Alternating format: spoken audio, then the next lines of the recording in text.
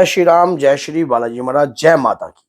माँ की पूजा प्रारंभ करती हूँ, करते ही घर में कलेश शुरू हो जाता है। मेरे पति तो विश्वास ही नहीं करना चाहते।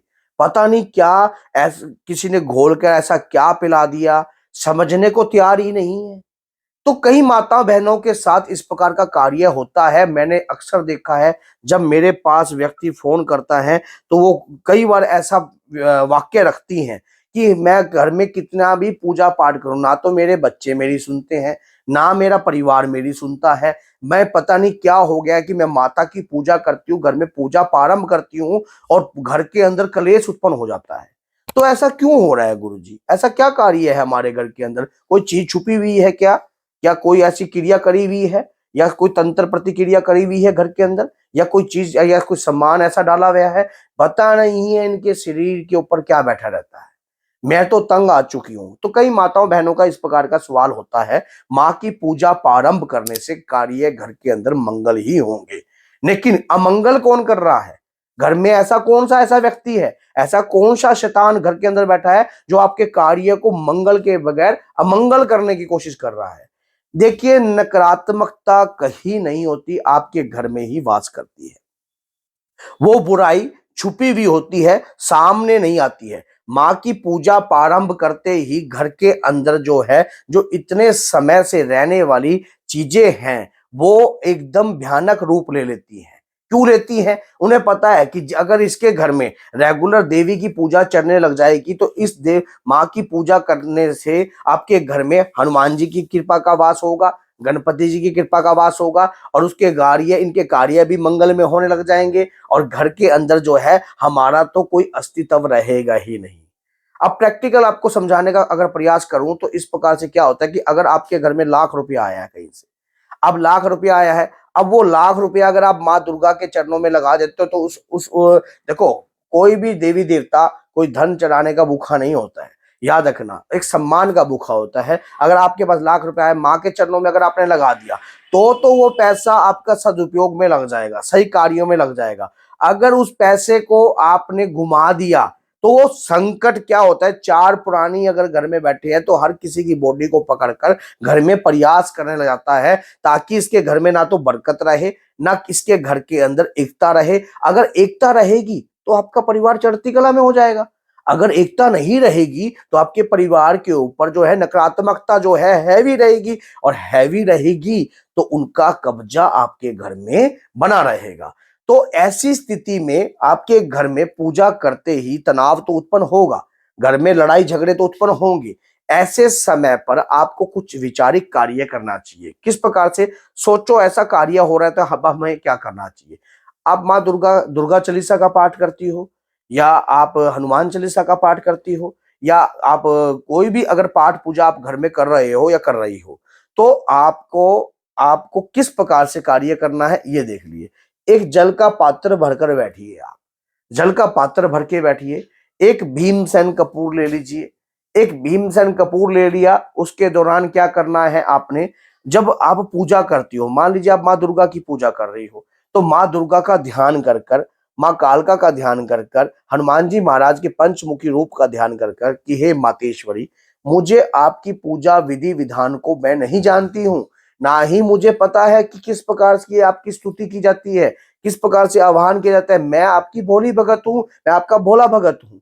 हे माँ, मेरी प्रार्थना को सुनिए। मेरे घर में नकारात्मकता का भाव है, मेरे घर में कुछ ना कुछ तो है, और मुझे इस चीज की नॉलेज नहीं है। मैं इस चीज से अज्ञान हूँ, क्योंकि मुझे पता नहीं है कि कोई मेरे घर के अंदर किस प्रकार से चीज भेजी गई है। ये चीज तंत्र के तहत भी भेजी जा सकती है, ये चीज मंत्र के तहत भी भेजी जा सकती है। क्या पता किस तरीके से आपके घर में उस चीज को एंटर किया गया है, और ये चीज इतने समय से आपके घर में रह रही है, लेकिन समझने की जो शक्ति आपको प्राप्त हुई है वो माँ दुर्गा की पूजा से हुई है, माता की पूजा से हुई है। क्योंकि आपका जो व्यक्ति रेगुलर माँ की पूजा करता है, उसका बुद्धि और विवेक उज्जवल होने लग जाता है, उसका बुद्धि विवेक कार्य करने लग जाता है। उसको ये बात समझ में आने लग जाती है कि घर के अंदर कोई ना कोई नकारात्मकता है, और नकारात्मकता है तो वही ऐसा कार्य करिए, क्योंकि बरकत हो नहीं रही है।